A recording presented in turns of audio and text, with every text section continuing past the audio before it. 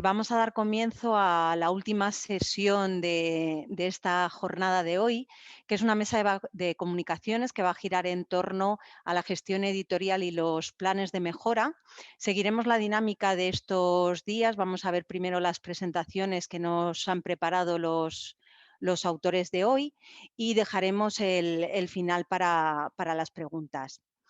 Bueno, vamos a comenzar con la comunicación, transparencia de las revistas científicas, propuestas de indicadores y recomendaciones, que nos presenta Mari Vallez, doctora en Comunicación Social y profesora de la Facultad de Información y Medios Audiovisuales de la Universidad de Barcelona. Y este trabajo se ha realizado en colaboración con los profesores Alexandre López Borrull, Candela Ollé y Mario Pérez Montoro.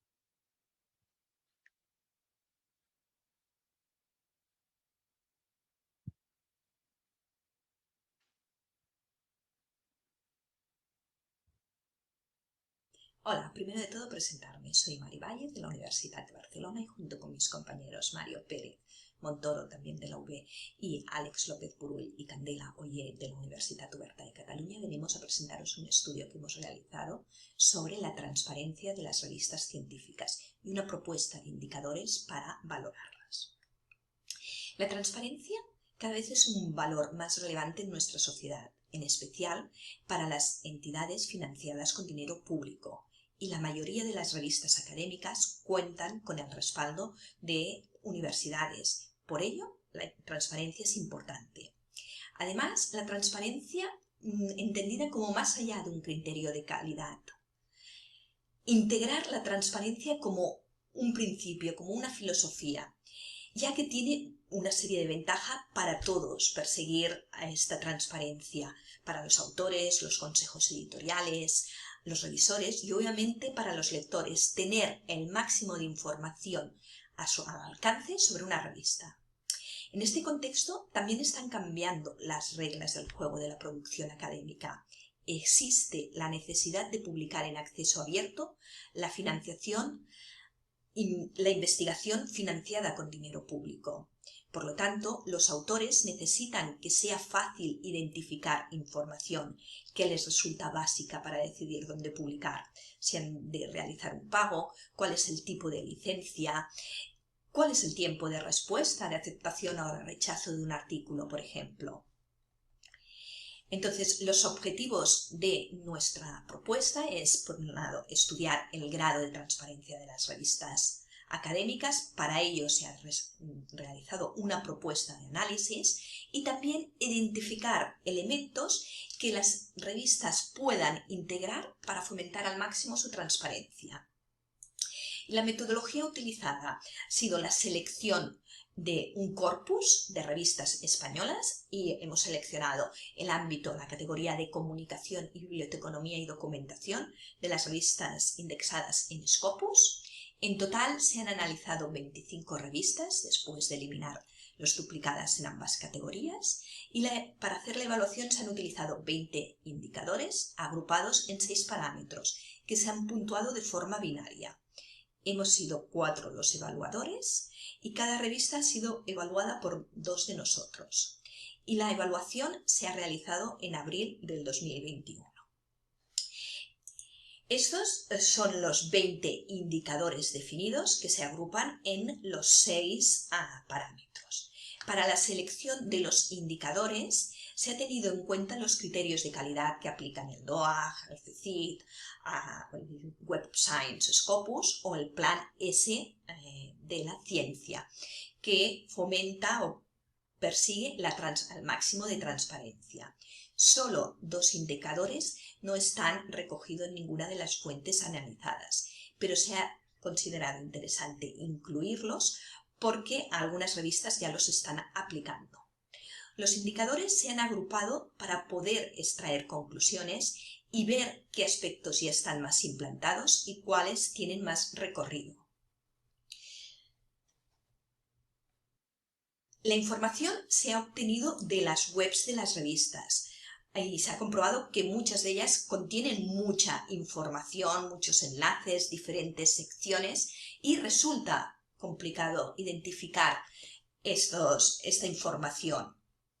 Incluso para nosotros como evaluadores, pues para los autores incluso llega a resultar más complicado. Entonces, se recomienda pues a las revistas que solucionen algunos problemas de arquitectura de información o de navegación, pero lo que ha resultado interesante es comprobar que no a las revistas que incluyen más texto, que ofrecen más información, son aquellas más transparentes. No existe una correlación directa. Y también por la experiencia del equipo, en muchos casos hay información que no está explícita en la web, pero que las revistas cuentan con ella pues, para sus sistemas de gestión. Entonces, la idea es poner, a ser transparentes, a ofrecer esta información en las webs, siempre que sea posible. Los resultados muestran que de los 20 indicadores hay agrupados en las 6 secciones que hemos indicado antes, hay algunos indicadores que se cumplen al 100%. Por ejemplo, indicador 1, indicar el comité editorial, todas lo hacen, o la indexación, que es el indicador 13, o el tipo de licencia que aplican, indicador 15, o si tienen una política de acceso abierto, el indicador 16, o el código ético, el indicador 14. Estos indicadores se cumplen casi al 100% por todas las revistas. Por otro lado, hay una serie de indicadores que se cumplen de manera mínima. Por ejemplo, el indicador 5, que es el desglose de los costes. Únicamente una revista informa sobre el coste que supone cada una de las publicar un artículo y lo divide en las diferentes partidas. O el indicador 19, que hace referencia a la autocitación.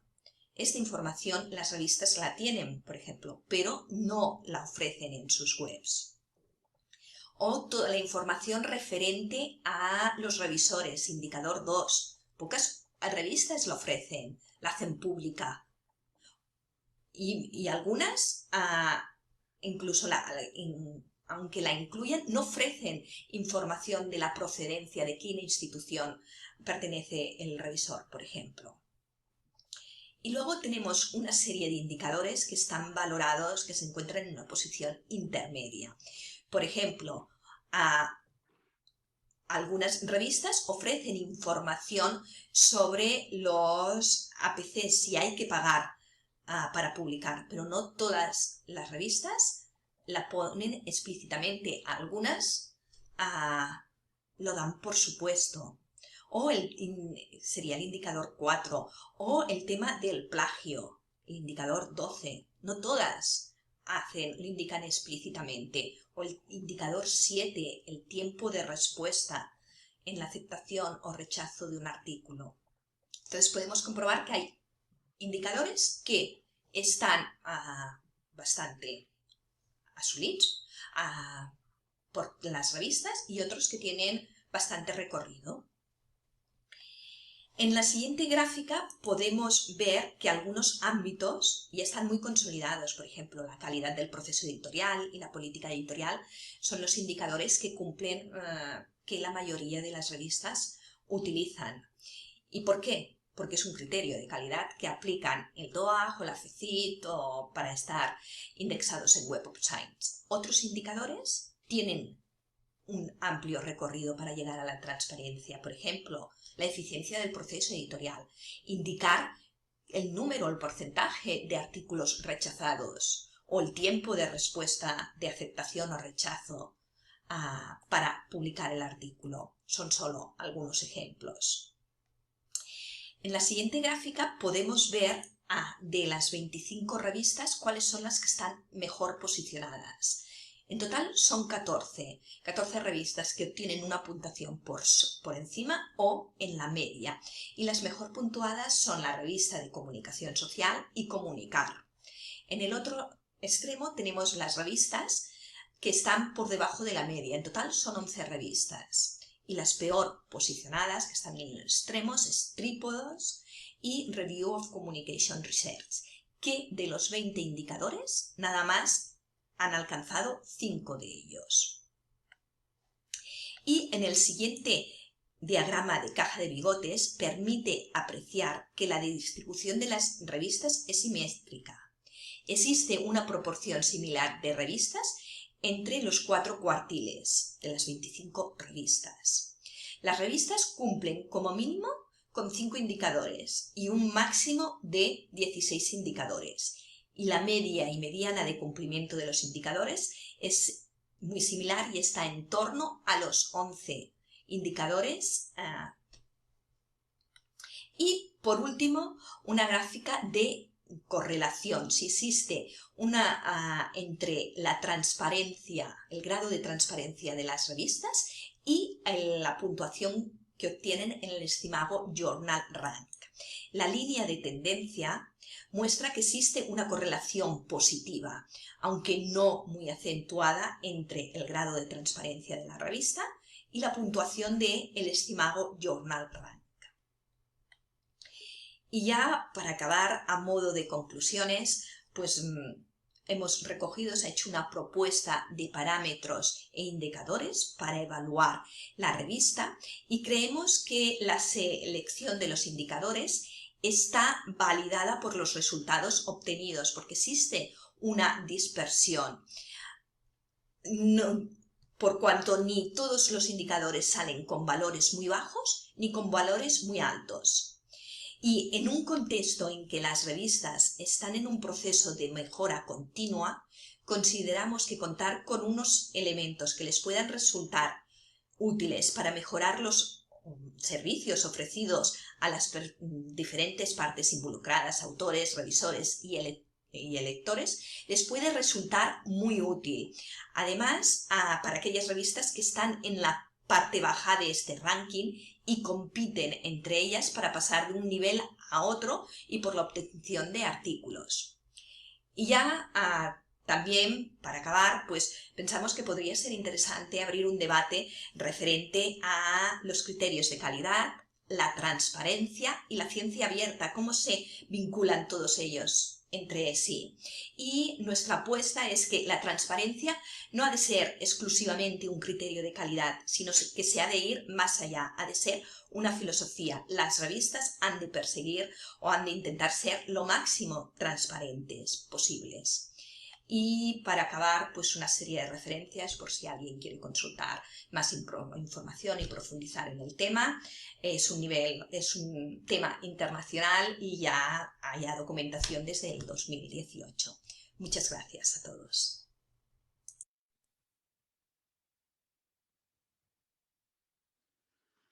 Bueno, muchísimas gracias a María y a todo el equipo por preparar una presentación tan útil y que efectivamente, bueno, ya nos ha dejado ahí un poco marcado ese debate hacia dónde podríamos ir. Bueno, a continuación, Manuel Gertrudix Barrio, profesor titular de Comunicación Digital de la Universidad Rey Juan Carlos y coeditor de la revista científica Icono 14, nos presenta en colaboración con Francisco García García, coeditor de la revista, y Mari Carmen Galme de la Cuesta y María del Carmen Gertrudis Casado, miembros también del equipo editorial, la comunicación Plan de Mejora de la Gestión Editorial de la revista Icono 14, especializada en el ámbito de la comunicación y las tecnologías emergentes.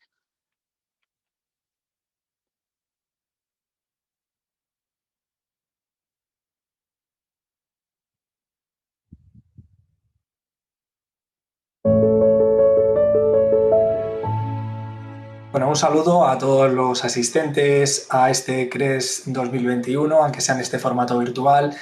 Es un placer poder compartir y poder presentaros el trabajo que estamos desarrollando desde la Asociación Científica Icono 14 y concretamente con el plan de mejora de la gestión editorial de la revista Icono 14. Es una revista que nace en el año 2003, fruto del impulso que da la Asociación Científica del mismo nombre, y, como decía, impulsada también por el catedrático de Comunicación Audiovisual y Publicidad Francisco García García de la Universidad Complutense.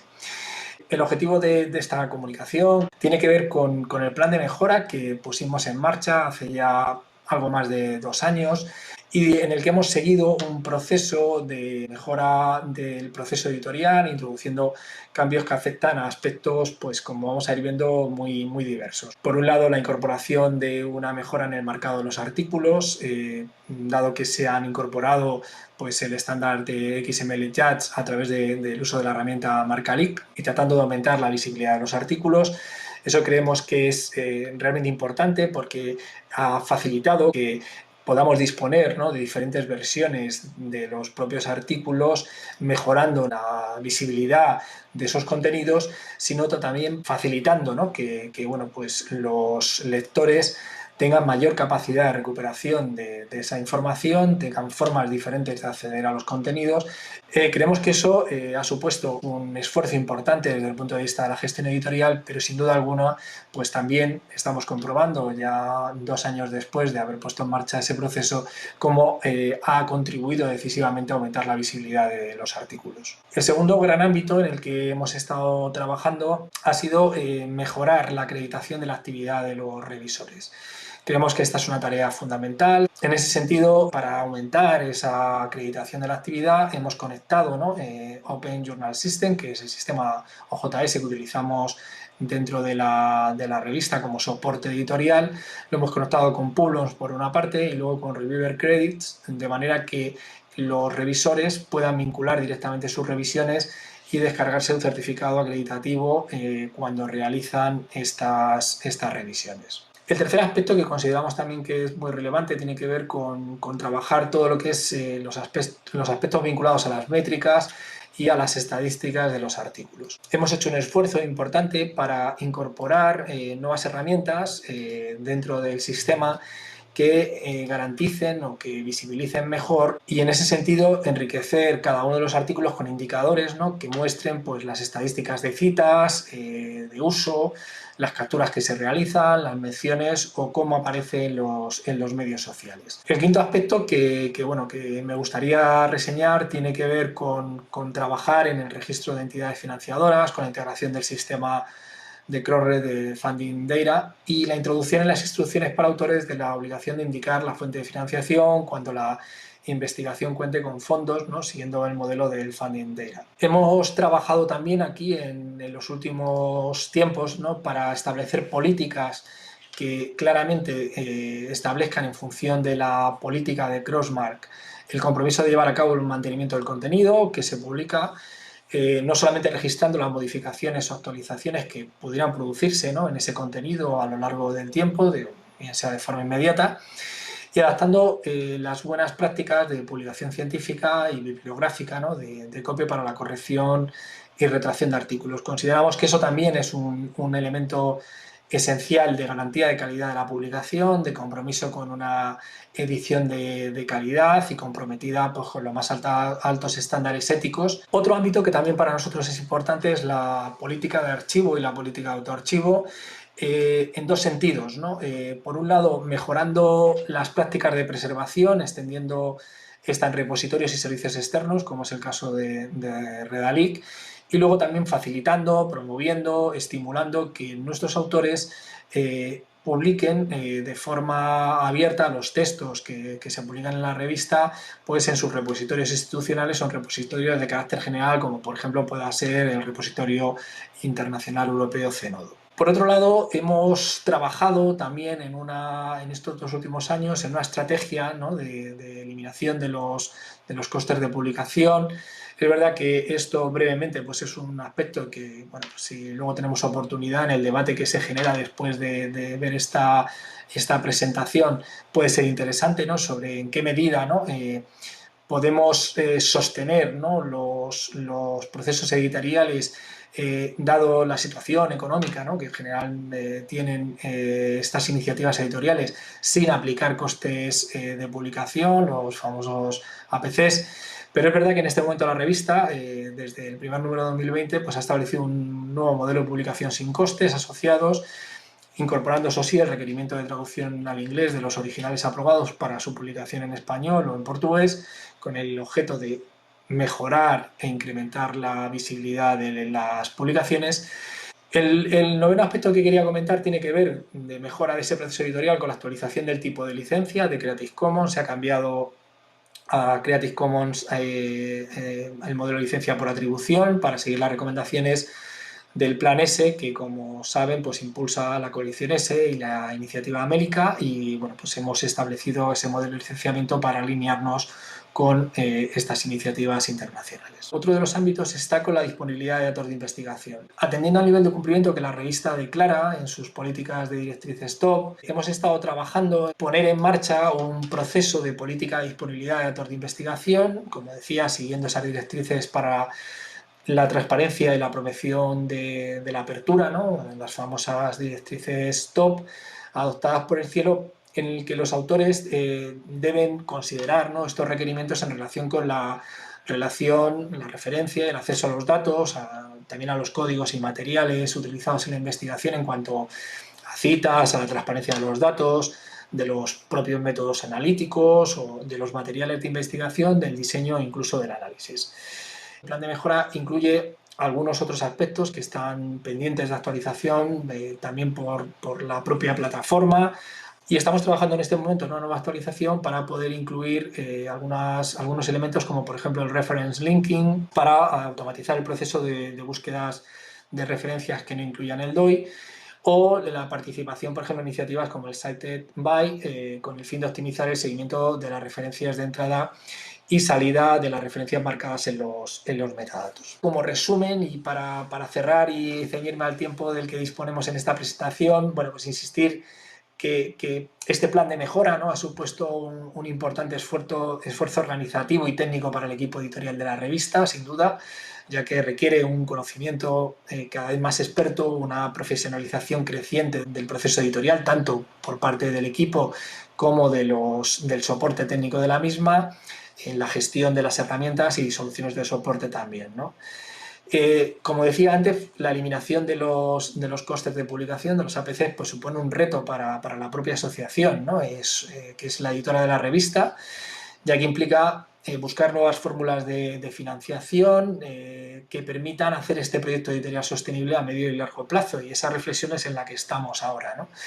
Es verdad que entendemos, ¿no?, que bueno, pues esta nueva circunstancia que se abre a través de la publicación en abierto, el compromiso con la publicación en abierto que está impulsando la Unión Europea y que se está trasladando pues al plan de investigación nacional, a la estrategia de investigación nacional, debe exigir una reflexión también sobre cómo contribuir a la financiación de las propias revistas, ¿no?, que forman parte actualmente del ecosistema de publicación en algunas áreas como en esta, la de comunicación.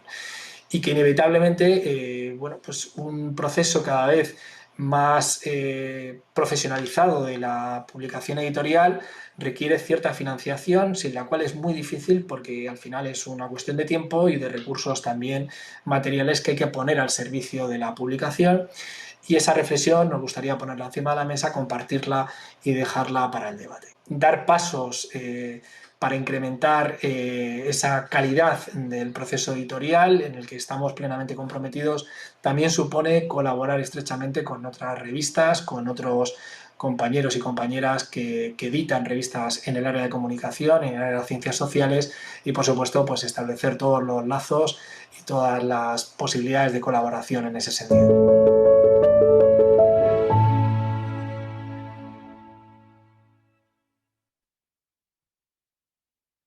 Bueno, muchísimas gracias también a Manuel y al equipo de Icono 14 por compartir con nosotros este plan de mejora que, como bien dice, yo creo que todas estas iniciativas que compartimos en CREX y que vienen de la mano de revistas que, bueno, que hacen un gran esfuerzo por mejorar, por posicionarse, por profesionalizar todas las tareas, pues nos sirven eso, pues un poco a los demás para ir viendo hacia dónde orientar nuestros trabajos y ir haciendo esa hoja de ruta que cada vez es más necesaria si eso sí queremos seguir manteniendo vivas nuestras revistas. Y también, bueno, deja aspectos muy importantes para el debate, como es todo el tema de la financiación que hay detrás de eso, de poder seguir adelante con la mejora de estas revistas.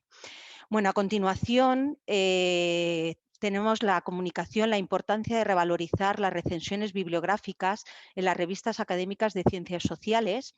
Nos la presenta Alberto Sánchez Rojo, doctor europeo con premio extraordinario en conocimiento pedagógico avanzado y profesor del Departamento de Estudios Educativos de la Universidad Complutense y miembro del equipo editorial de la revista Teoría de la Educación.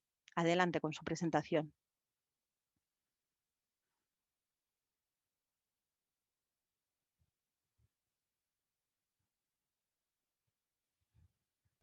Hola a todas y todos, mi nombre es Alberto Sánchez Rojo, soy profesor en el Departamento de Estudios Educativos de la Universidad Complutense de Madrid y en primer lugar me gustaría comenzar dando las gracias por un lado a los organizadores del Congreso por haber conseguido que finalmente pudiese llevarse a cabo, aunque haya sido de manera virtual y no presencial, y por otro lado a las personas que están aquí con nosotros hoy acompañándonos. Bueno, el título de mi comunicación es La importancia de revalorizar las recensiones bibliográficas en las revistas académicas de ciencias sociales. El motivo por el que estoy aquí hoy presentando esta comunicación es que pertenezco al actual equipo editorial de Teoría de la Educación, revista interuniversitaria. Esta revista comenzó su andadura en el año 1986 en la Universidad de Málaga, aunque ya desde hace bastantes años es Ediciones de la Universidad de Salamanca quien la edita. Está incluida en distintas bases de datos e índices, tanto de carácter nacional como de carácter internacional, aunque para que la audiencia se haga una idea de en qué punto se encuentra la revista, pues indicar que estamos en el cuartil 3 del Zimago Journal Rank y muy cerquita del cuartil 2, al que esperamos llegar en breve. Es una revista específica, también es importante señalar esto porque bueno, pues el campo de acción es más reducido que el de revistas de carácter más generalista. Esta en concreto se dedica al campo de la teoría de la educación. Y el equipo al que pertenezco se hizo cargo de la revista hace apenas un par de años y estamos en proceso de introducir una serie de cambios. Entre ellos, la manera de abordar y trabajar las recensiones bibliográficas. Es motivo por el cual hoy estoy aquí. De acuerdo con el diccionario de la Real Academia de la Lengua Española, una recensión es una noticia o reseña que se hace de una obra literaria o científica. Sus orígenes los encontramos en el siglo XVIII en revistas o periódicos de carácter literario, consistiendo en pequeñas producciones escritas que trataban de dar cuenta brevemente del contenido principal de las obras literarias más relevantes que se acabasen de publicar. En poco tiempo, las revistas y periódicos de carácter más académico o científico tomaron el guante de esta herramienta y también empezaron a introducir recensiones dentro de sus contenidos, hablando pues, de los libros más relevantes publicados dentro del área del que se tratase. Ahora bien, a mediados del siglo XIX, este carácter informativo que tenían las recensiones y que había sido heredado de las revistas literarias donde se habían originado, empezó a ser modificado en el campo académico, dotándolas de un carácter más crítico y evaluador. Lo cierto es que en ciencias sociales los libros siempre han primado por encima de los artículos, a diferencia del área más de ciencias experimentales o tecnológico. De hecho, a día de hoy, cuando nos reunimos en congresos, siempre son aquellos autores de los libros, las obras más relevantes en formato libro, quienes son normalmente invitados como keynotes o conferenciantes principales. Ahora hay una paradójica contradicción. ¿Por qué? Porque las recensiones que tratan de dar cuenta de manera crítica de los principales libros del área han decaído, ¿no? Están en declive hoy en día, todos lo sabemos, pero al mismo tiempo los libros siguen teniendo mucha relevancia. La pregunta clave aquí sería ¿por qué este paradójico declive? Es decir, ¿por qué? Si los libros siguen teniendo un rol muy importante aún a día de hoy en el campo de las ciencias sociales, ¿por qué las recensiones, siendo su principal medio de difusión crítica, están de capa caída? Bueno, pues la razón principal es que como mérito curricular no valen prácticamente nada. Cuando un profesor va a solicitar una acreditación o cuando se va a presentar una plaza y tiene que presentar su currículum, las recensiones no tienen prácticamente ningún valor como mérito. Entonces, ¿qué es lo que suele ocurrir? Pues que se terminan delegando en académicos noveles, es decir, en personas que están empezando su carrera. ¿Y qué es lo que ocurre con esto? Bueno, pues que son personas que todavía no tienen el suficiente bagaje como para hacer una recensión realmente crítica. ¿Qué es lo que terminan haciendo? Pues terminan resumiendo la información y fundamentalmente destacando los aspectos más positivos, de tal manera que termina convirtiéndose muchas veces en una adulación de la obra. ¿Qué es lo que sucede entonces? Bueno, pues que al final las recensiones terminan perdiendo interés. Sí, está bien que, bueno, tiene cierto reconocimiento el que el libro publicado por una persona cuente con una serie de recensiones en las principales revistas del área, pero al final los lectores terminan perdiendo interés porque saben que lo que se van a encontrar ahí no contiene un carácter realmente crítico y evaluador del libro, sino que lo único que tienen es una información e incluso en ocasiones, bueno, pues una exageración de los méritos de esta obra. Teniendo esto en cuenta y con el fin de revalorizar las recensiones de nuestra revista, al equipo editorial se nos ocurrió poner en práctica un experimento. En el año 2018, un gran teórico de la educación catalán, Jaume Trilla, publicó un libro denominado La moda reaccionaria en educación, que tuvo bastante eco dentro de nuestro campo. Entonces decidí encargarme yo de esa recensión y hacer una recensión verdaderamente crítica. Es decir, que apuntase a aquellos méritos de la obra, pero también, bueno, pues a aquellos puntos más débiles. Y entonces, una vez realizada la recensión, lo que hicimos es enviársela al propio autor y proponerle el que contestase. Entonces, bueno, el autor, al leer la recensión y ver que, bueno, que era un trabajo verdaderamente crítico de su obra, accedió a contestar. Y entonces en el siguiente número publicamos los dos trabajos a la vez, es decir, la recensión y la contestación del autor a esa recensión. Una vez hecho esto, pasados los meses, decidimos comprobar pues, el número de visitas y bueno, nos dimos cuenta que esta recensión y su respuesta había recibido un número mucho, mucho, mucho mayor que el resto de recensiones. Además, pues nos escribieron al correo electrónico de la revista pues, varios teóricos de la educación destacados, varios académicos destacados del campo, pues diciéndonos, uy, qué interesante ha estado la recensión y la respuesta. Y bueno, es decir, que tuvo muy buena acogida. Entonces, desde entonces, que fue en 2019, en todos los números hacemos esto. O sea, incluimos una recensión, al menos una de todas las que salen, que sea verdaderamente crítica, que lleve pues, un tiempo de estudio, un trabajo, y con la respuesta del autor. De esta manera tratamos de recuperar la coherencia, ¿no? y el sentido originario en el campo académico de las recensiones bibliográficas. No obstante, seguimos contando con dificultades. ¿Por qué? Bueno, pues porque si bien es verdad que este experimento ha tenido mucho éxito, ha tenido una muy buena acogida dentro de nuestro campo de estudio, no es fácil encontrar personas que se presten a realizar este tipo de recensiones. Una recensión de estas características que va más allá de lo meramente informativo requiere un tiempo considerable de trabajo. Entonces, en un momento en el que estamos siendo constantemente evaluados, que necesitamos acumular méritos para ir acreditándonos, para ir consolidando nuestras carreras, pues una recensión no tiene mucho valor, como decíamos. Entonces, bueno, pues es difícil encontrar personas que se presten a ello. Por la misma razón, también a veces nos es complicado encontrar autores de libros que acepten leerse esta reseña y realizar una respuesta seria a la misma. Entonces, esto también a veces nos cuesta.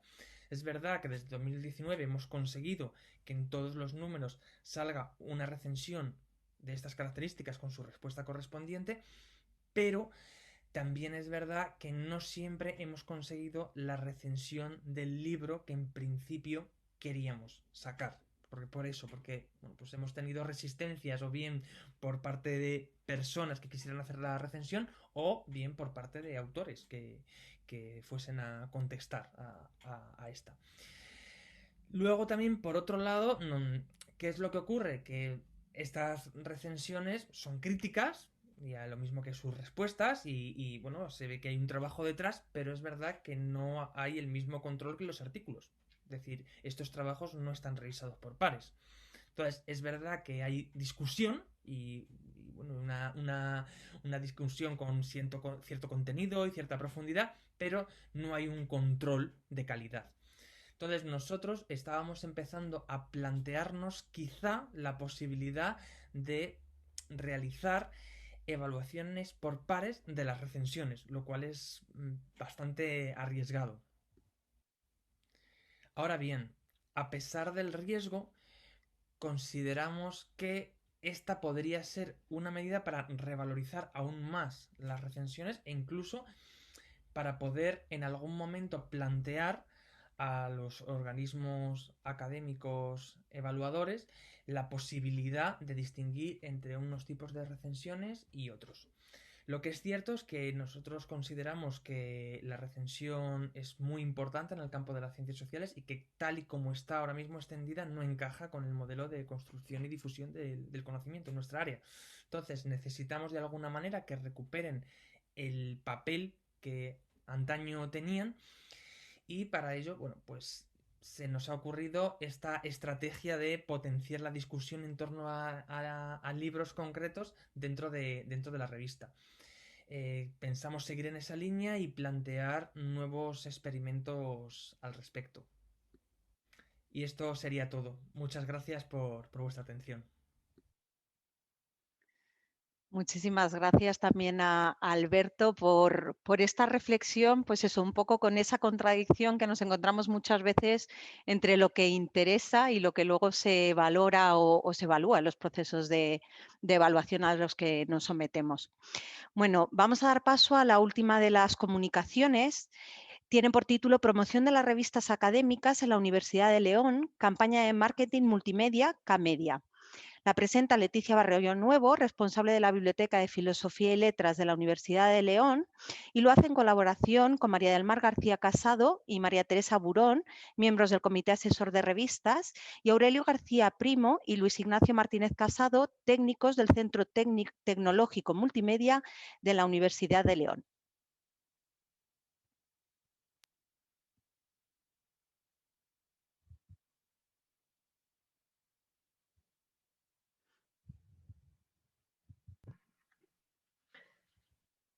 Hola a todos.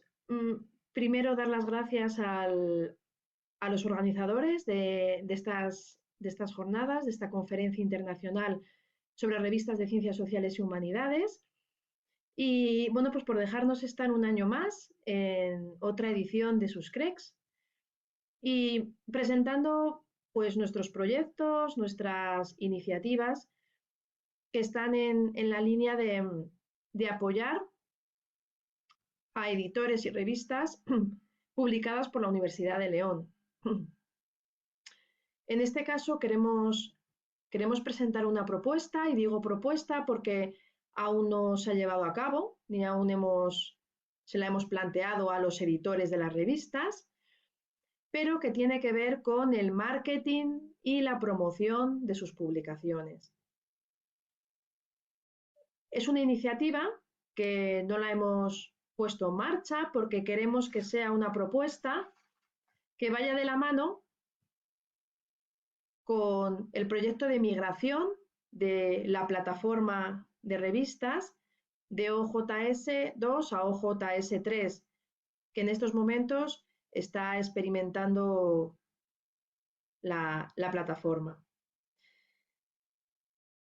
Como en ocasiones anteriores, queremos mencionar esta iniciativa como un paso adelante de otro proyecto que presentamos en la séptima Conferencia Internacional sobre Revistas de Ciencias Sociales y Humanidades, que se celebró en 2017, y que consistió en diseñar una estrategia para mejorar el impacto social de las revistas publicadas por la Universidad de León.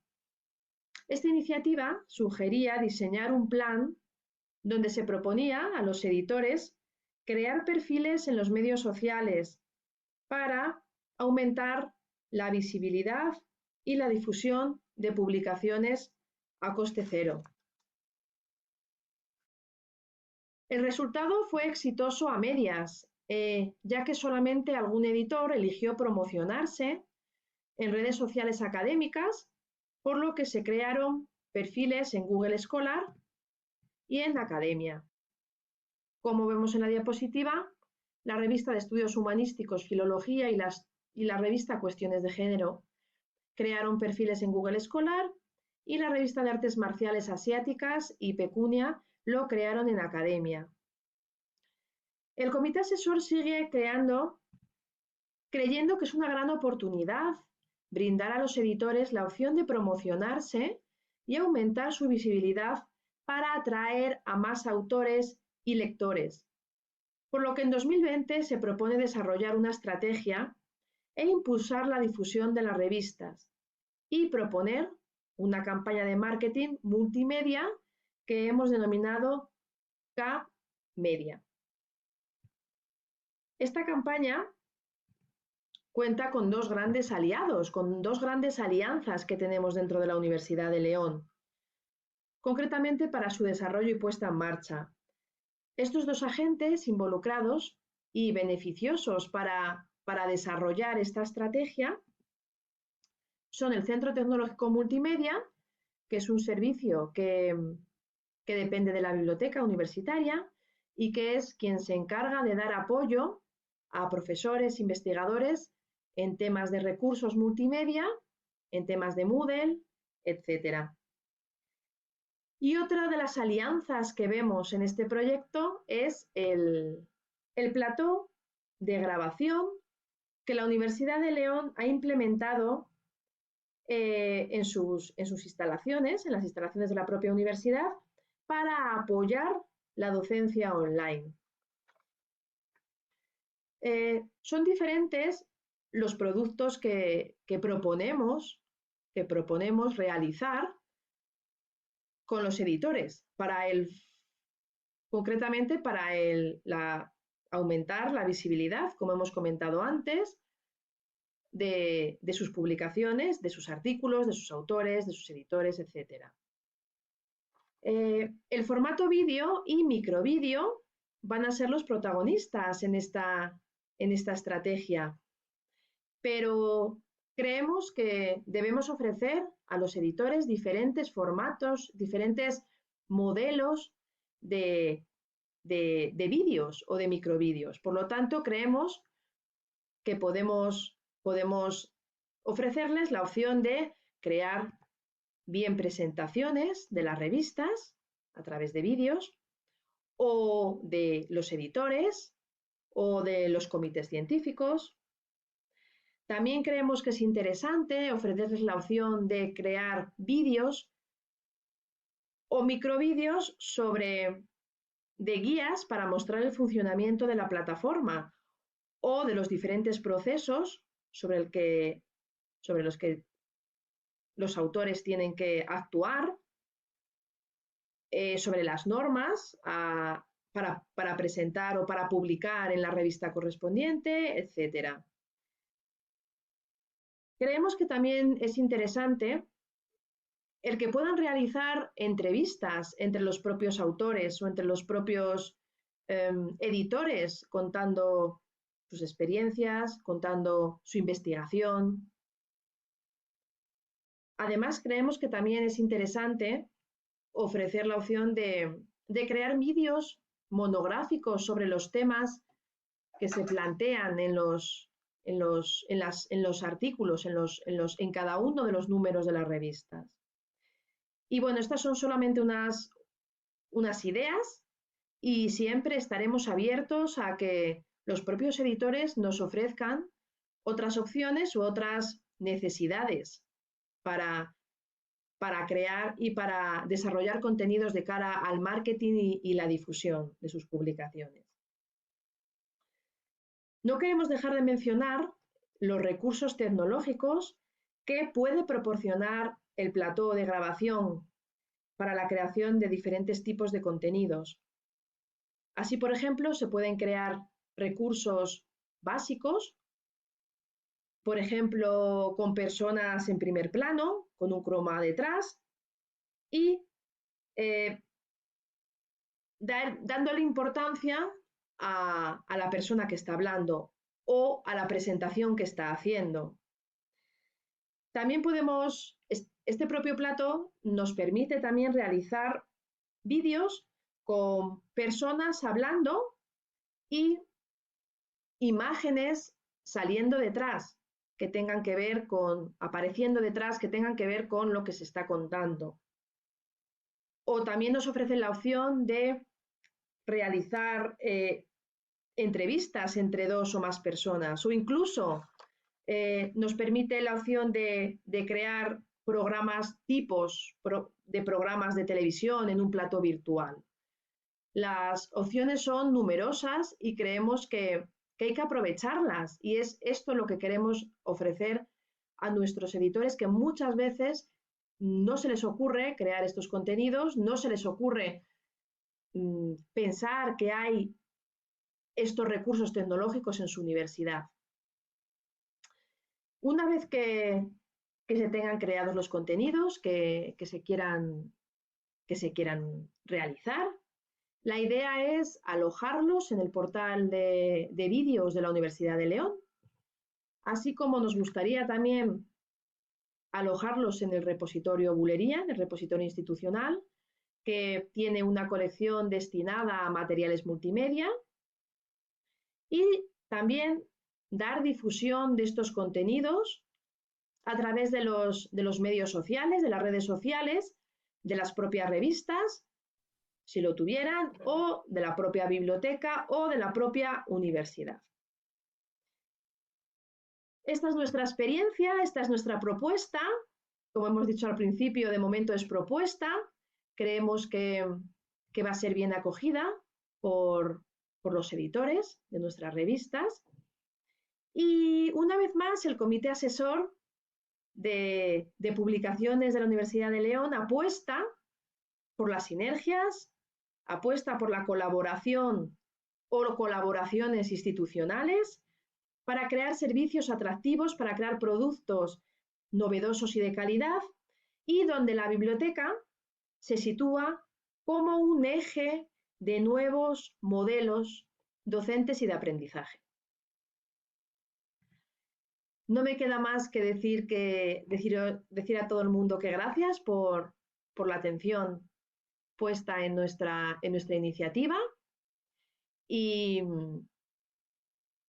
nada más, que un saludo a todos.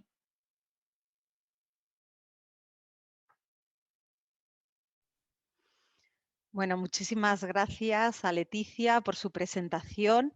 Yo, desde luego, vamos, como editora de revista, os lo compraba ahora mismo la propuesta. Me parece que es muy interesante y muy importante el que se ofrezca este apoyo a los editores, porque además entiendo que, bueno, en la Universidad de León, que es verdad que habéis presentado muchas de estas propuestas y servicios que dais como apoyo desde el Comité Asesor de Revistas y sobre todo desde Biblioteca a los editores de vuestra institución, y yo personalmente siempre me ha dado mucha envidia cuando lo he visto. Entonces, bueno, enhorabuena por seguir eso, ayudando a los equipos editoriales de vuestra universidad y siendo un ejemplo para, pues eso, para otras universidades que todavía nos cuesta el poder ofrecer esos servicios, y que yo creo que cada vez se demanda más en los editores. Bueno, hemos terminado, yo creo que son 4 propuestas fantásticas que, bueno, pues un poco marcan la ruta de dónde debemos estar o hacia dónde debemos ir las revistas españolas, que a veces no contamos ni con los recursos ni con los apoyos necesarios, y sobre todo en un contexto que ahora mismo, como también apuntaba Rafael, con los modelos de revistas depredadoras, los acuerdos transformativos, que bueno, pues desde muchos contextos ya se está viendo como una amenaza al pequeño editor. Me parece que bueno, que han sido 4 propuestas que nos invitan a reflexionar a todos, y os animo a que, bueno, desde el chat ha habido comentarios, ahora os leeré algunos porque como pregunta no hay ninguna. Sí que es verdad que bueno, que han resultado muy interesantes, y así lo han ido comentando desde el principio, pues desde solicitando a Mari esos indicadores de transparencia que han utilizado.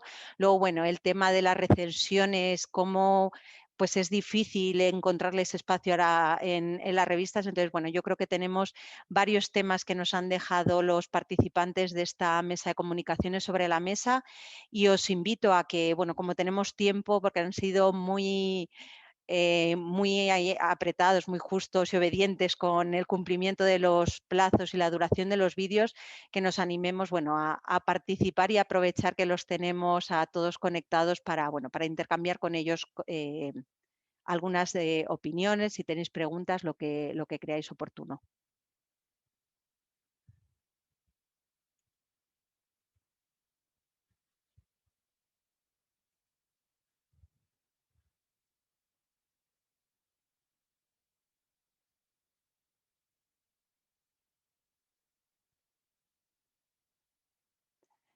Bueno, parece que por el momento no hay ninguna pregunta, pero sí que es verdad que, bueno, que desde el principio, Mari, como han comentado eso, si podíais decirnos esa tabla de indicadores que habíais utilizado, si te parece un poco para eso, para recapitular, y como tenemos tiempo, ¿te importaría volvernos a repetir esos indicadores, esos 20 indicadores de transparencia que habíais utilizado, y que además comentan que, bueno, que en cierta medida muchas revistas lo intentamos cumplir, sobre todo porque son los criterios que utiliza Latindex?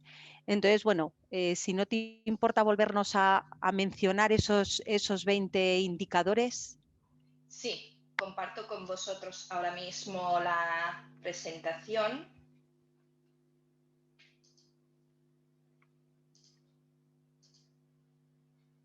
Bueno, ha sido un poco improvisado.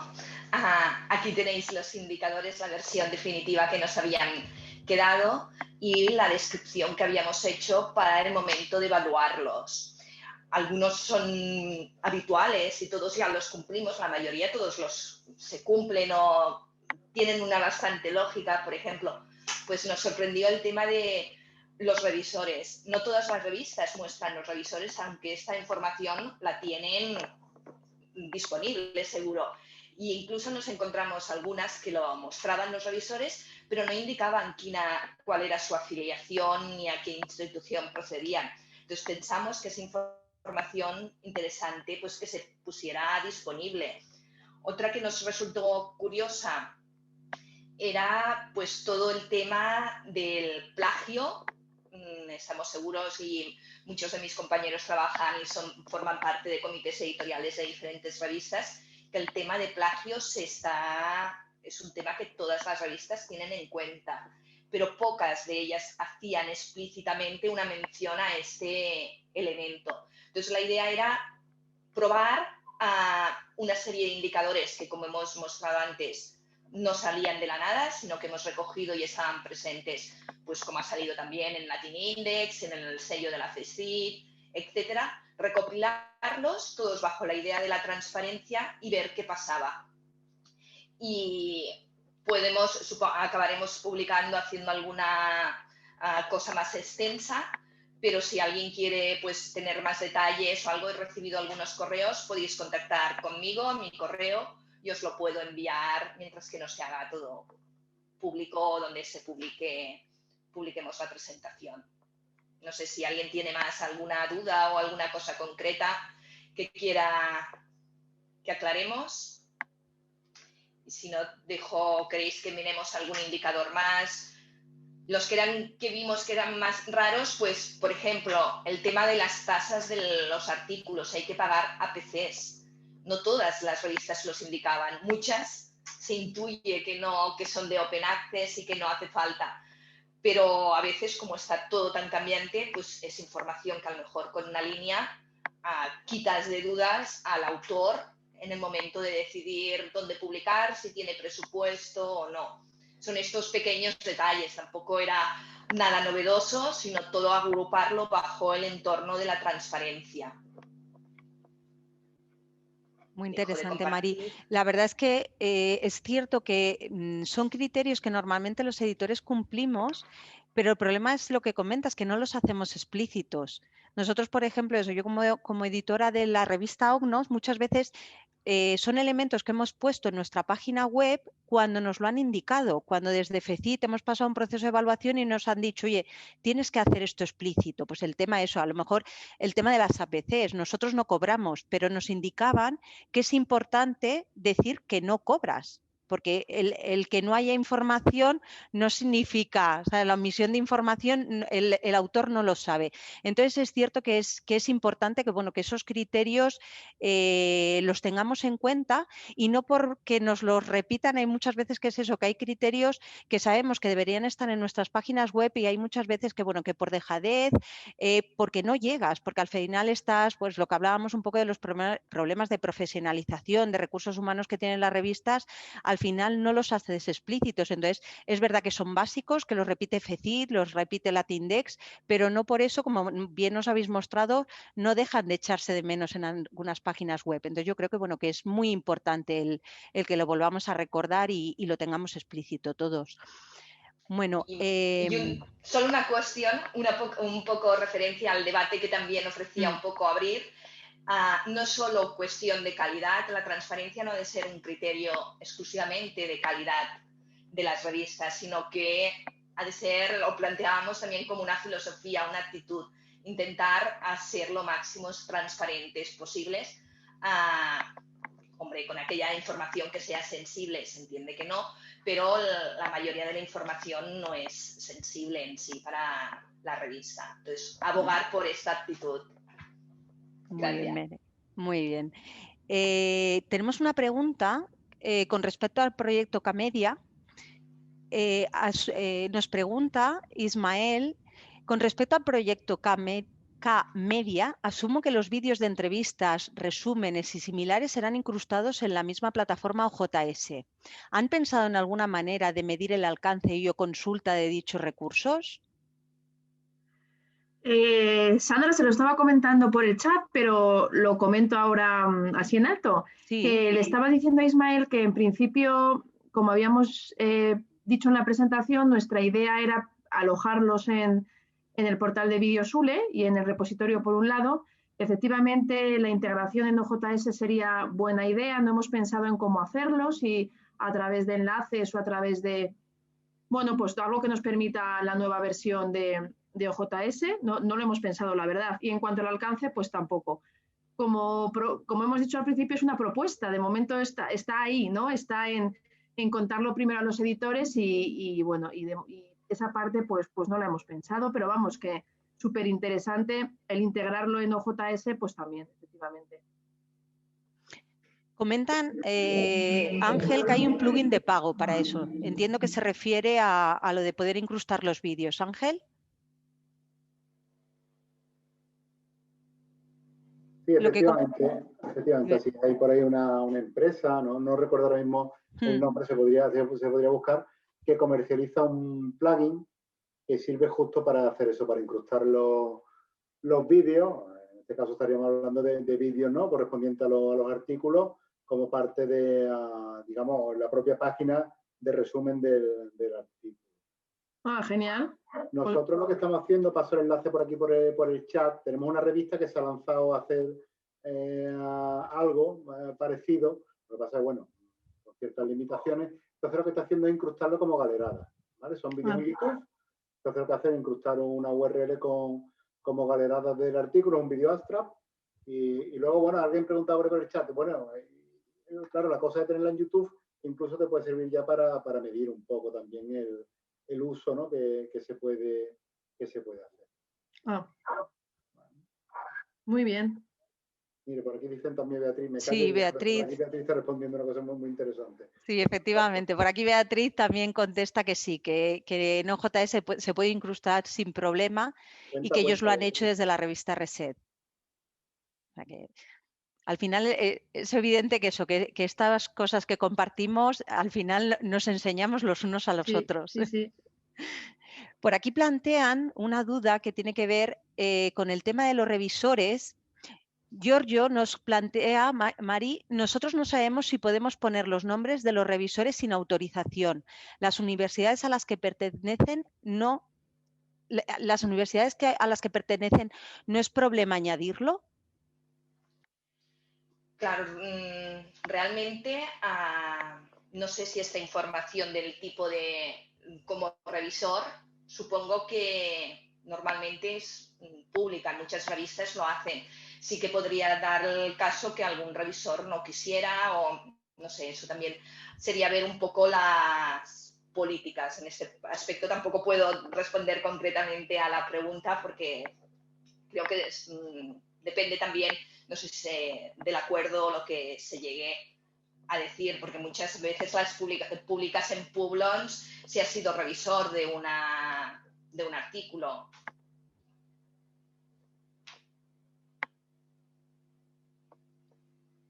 No tengo más claro qué decir. Veo que siguen entrando para otras consultas en el chat.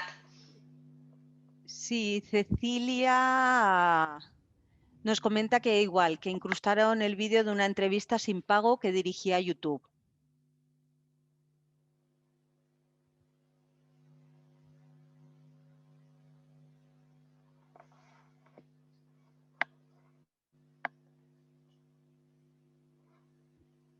Bueno, por el momento parece que no. A ver, Tomás. Perdón, si hay un momento ya. Una cosa que, bueno, ha salido un poco colateralmente aquí, no se ha citado expresamente, pero yo lo veo a diario con los artículos que recibo y hoy mismo he tenido que estar arreglando las bibliografías. La gente piensa que las bibliografías mal hechas también sirven, porque hace años también servían. Si son incompletas, tú puedes localizar el documento y eso era la finalidad de la bibliografía toda la vida. Ahora, además, la bibliografía sirve para el índice H de los autores y para el índice H de las revistas. No sabes la cantidad de citas que se pierden en grandes bases de datos como Scopus y Web of Science, porque no hay un matching entre la cita y la referencia y el trabajo y el artículo. Entonces, hay que poner muchísimo más cuidado en las referencias bibliográficas. Hay autores que olímpicamente quitan el segundo apellido. Esto es fatal, sobre todo cuando se trata de apellidos comunes, ¿no? La letra intermedia de los autores extranjeros, tan típico de los ingleses y americanos, la quitan. Pues esta letra puede ser lo que identifique al autor. Tú ves, sobre todo después la manía esa de que es fatal, ¿no? De que se abrevian los nombres de pila de los autores a solo las iniciales. Si te encuentras un autor que se llama R. Ruiz, ¿quién es este? No le van a localizar nunca. Si tú le quieres enviar el PDF a R. Ruiz, no le vas a encontrar. Entonces hay que cuidar muchísimo más, con mucho más amor, las bibliografías. Es muy pesado, pero hay que hacerlas completas. Gracias. Gracias, Tomás. Bueno, yo creo que en general hay que hacer mucha pedagogía con los autores muchas veces. Y es verdad que muchos estamos en los dos lados, como editores y como investigadores.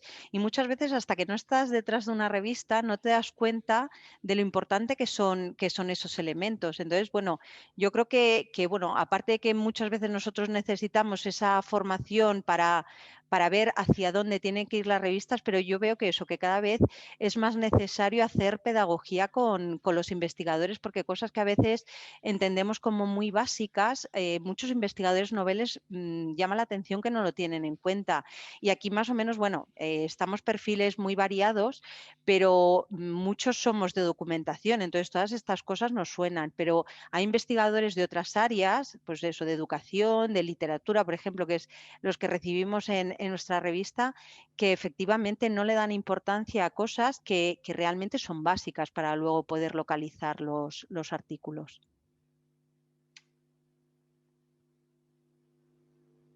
Mira, por aquí Tomás ya pone que de acuerdo, que las referencias son mi dolor de cabeza.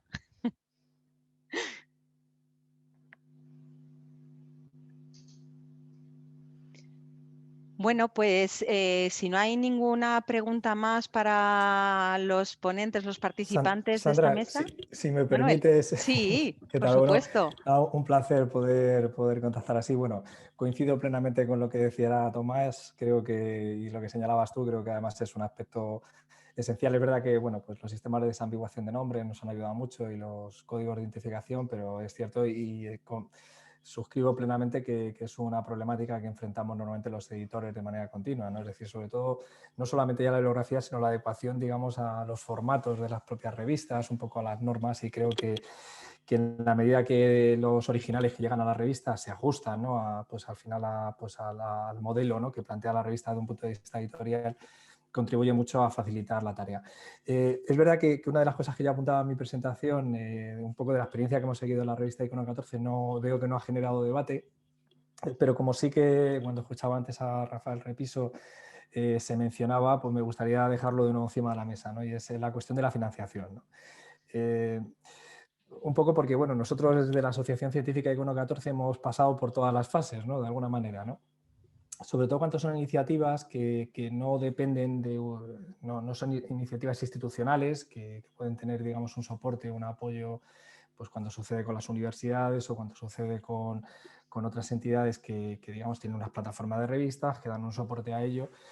Pero cuando se quiere tener iniciativas editoriales que son más, digamos, más independientes desde el punto de vista orgánico, como pueda ser una asociación, a veces resulta muy complicado, ¿no? Establecer o mantener los criterios de calidad, ¿no? que exige cada vez, ¿no? Como decíamos, tener un proyecto profesionalizado que tiene un trabajo enorme, ¿no? Y yo soy un seguidor fiel de toda la tarea que hacen las revistas que son referencia en nuestra área.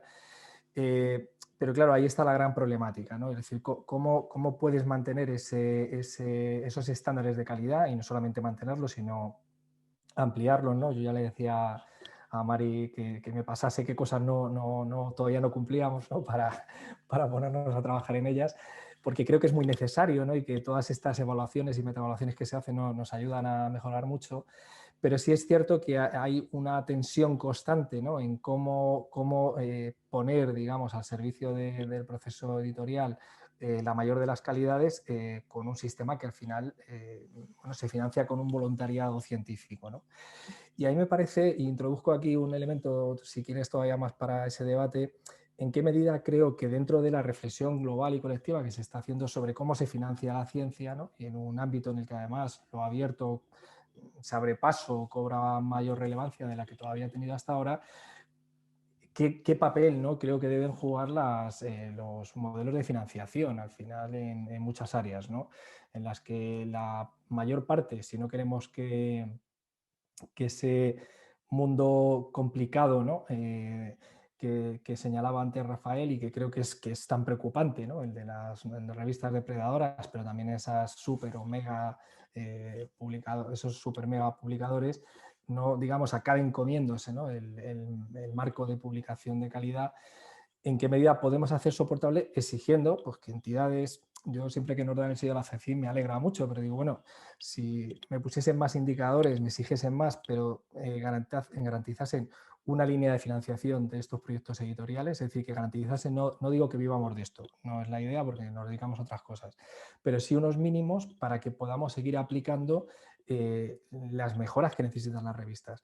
Y creo que esta reflexión es muy necesaria porque, claro, uno ve que se financian grandes acuerdos, creo que ahora pues, el modelo de acuerdos transformativos es muy interesante, pero luego los que hemos estado además en otras iniciativas o otros puestos de gestión, sabemos que solo con voluntariado no se pueden hacer grandes cosas, ¿no? Y eso es importante, creo que es un equilibrio muy complejo, sé que es un tema muy complicado, pero debemos introducir ese debate también para sustanciarlo, donde además se toman decisiones, ¿no? Que es al final en los organismos científicos. Entonces, esto para nosotros es fundamental, creo que os diría que para nosotros, y compartirlo, un techo de cristal ahora mismo es ese, es decir, dar algunos pasos. Yo siempre digo que mi mayor ONG es esta revista, junto con Paco García, es decir, es mi mayor contribución como ONG científica y por lo tanto, y con el resto de compañeros del equipo editorial, pero sabemos que dar otros pasos requiere necesariamente tener algún tipo de soporte, porque si no es muy, muy complicado, ¿no? Entonces, bueno, era una reflexión que no quería dejar de compartir y sería, bueno, pues me gustaría o estaría encantado de conocer la impresión de los compañeros y de, bueno, pues de todos los asistentes. Muchas gracias, Manuel. Esto ya sí que han empezado a preguntar por dinero. Mira, comentan que cómo realizan traducciones a inglés y Portugal. ¿Quién paga ese trabajo en Icono 14? Nosotros ahora mismo es el autor, o sea, es el autor el que, digamos, no estamos cobrando costes de APC, pero la traducción, o sea, una vez que el artículo ha sido aceptado, es el autor el que debe hacer la traducción. Es decir, nosotros recomendamos empresas que conocemos que hacen traducciones de calidad, pero digamos no lo gestionamos nosotros, son los autores los que luego nos entregan las versiones traducidas, que se revisan. Muchas gracias. Bueno, y Ángel comenta pues algo que yo creo que tenemos muchos en la cabeza y que también salió en el debate ayer, que el 10% de lo que se gasta en APC sería más que suficiente para financiar un número bastante amplio de revistas de calidad. Yo creo que efectivamente el problema de la financiación va a ser el gran problema de las revistas de los editores académicos y más pues eso, cuando sobre todo los que tenemos vinculación con bibliotecas sabemos lo que está suponiendo los acuerdos transformativos, o sea que realmente pues eso, con lo que se paga con una APC, pues muchas de las revistas de esa propia universidad se podrían mantener y son revistas que bueno, que no reciben financiación o reciben muy poca y es verdad que, bueno, no hemos hablado de esos modelos de financiación porque efectivamente daría para alargarnos mucho en el debate, pero sí que es un poco, pues, por lo que tenemos que pelear ahora mismo los pequeños editores para poder competir, pues en igualdad de condiciones no vamos a competir nunca, pero por lo menos el poder mantenernos. Yo la verdad es que cada vez veo peligrar más a las revistas con ciertos modelos que se están asumiendo. Sí, pero sobre todo me gustaría señalar una cosa y es que en algunas áreas, yo creo que, bueno, que compartimos muchos de los que estamos en esta sesión, es que hay una parte muy importante de la producción científica que está siendo valorada, como decíamos, pues para los procesos de evaluación desde los centros, desde las universidades, los departamentos y los propios investigadores en su propia carrera, que está soportada por un sistema voluntariado completamente, o en su 90%. Claro, eso si tratamos de extrapolarlo o de compararlo con cualquier otro ámbito en el que haya un proceso de evaluación externalizado del sistema, que esté completamente en un modelo de voluntariado, si lo contamos en muchos otros ámbitos, no sé, eso creo que lo hacemos todos cuando hablamos con amigos de otras áreas profesionales, les parecería algo absolutamente extraordinario, ¿no? Entonces, coincido plenamente con lo que decía Ángel, es decir, que es evidente que hay un flujo económico muy importante dentro de este sistema, eso nadie lo duda, es decir, hay mucho dinero dentro del sistema, menos del que quisiésemos, pero hay mucho.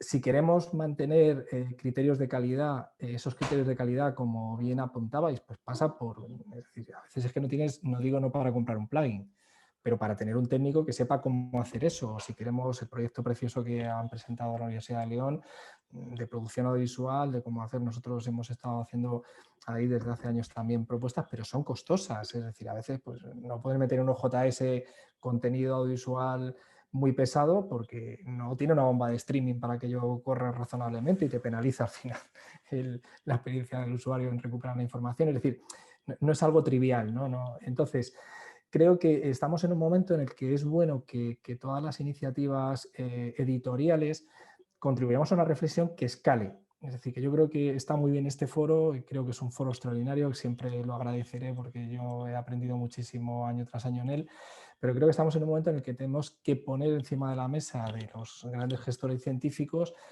esta distorsión, que cómo funciona, es decir, como en el fondo funciona y pasa un año, pasa otro año, pasa otro año y todos vamos haciendo esa tarea de voluntariado, no acaba de alguna forma de modificar el formato del sistema, ¿no? Porque bueno, luego hay unos intereses evidentes muy claros en general, ¿no?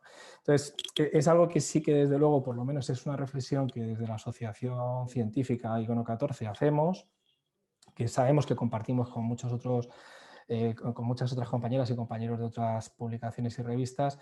Y sí es verdad que tenemos que hacer ese esfuerzo, ¿no? de poner encima de la mesa, ¿no?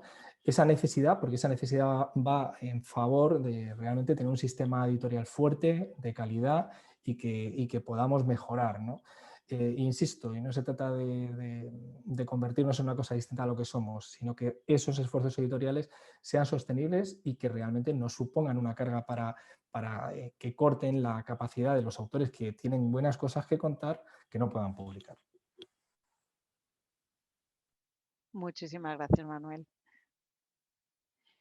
Bueno, yo creo que con esta excelente resumen que acaba de hacer Manuel y que además, bueno, en el foro efectivamente hablan de eso, de justo profesionalizar el staff. O sea, yo creo que con esta última reflexión, son las 7:30, damos fin a la mesa redonda. Y bueno, mañana retomamos las sesiones a las 3:15. Os recuerdo, bueno, que podéis ver los póster en la web de la CREX y que mañana volverá a estar disponible la URL para, bueno, todos los que todavía no hayáis realizado vuestra votación, que podáis hacerlo. Muchísimas gracias a todos. Muchas gracias. Un abrazo.